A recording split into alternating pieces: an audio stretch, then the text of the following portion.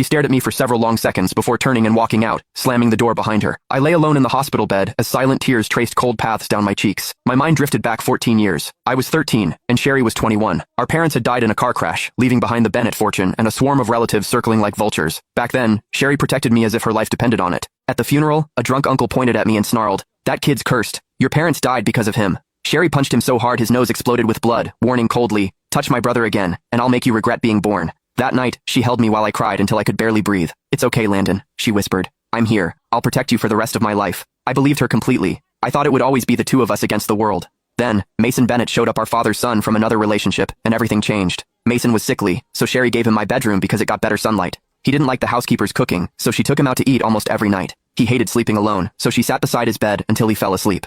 A month before my SATs, Mason was diagnosed with a rare liver disease. His condition deteriorated quickly, and Sherry nearly lost her mind trying to save him, meeting every specialist money could buy. The doctors gave her two options: wait for a donor liver, or proceed with a living donor transplant. The waitlist could take years, but Mason did not have years. A living donor transplant required a compatible immediate family member, and in the entire Bennett family, I was the only match. The day Sherry came to talk to me, I was sitting at my desk doing practice exams. "Landon," she called softly from the doorway. "You know about Mason's condition, right?" I kept flipping through my textbook. "The doctor said your compatibility rate is the highest." I turned another page. "Landon, he's going to die." Her voice trembled. "Please, save him." I finally looked up at her. "Sherry, do you remember the last time I got sick?" She froze. "I had a 104-degree fever and spent 2 days alone in my room," I reminded her. "No one checked on me. You were out shopping with Mason because he told you he was in a bad mood." Her lips parted slightly. "Landon, I was wrong about that. And what about the time I got shoved down the stairs? Do you remember that?" I held her gaze. "I told you Mason did it. You told me I should watch where I was going instead of blaming him for my own accident." Her face slowly drained of color. "Landon," I stood up from my desk. "You want me to save him?"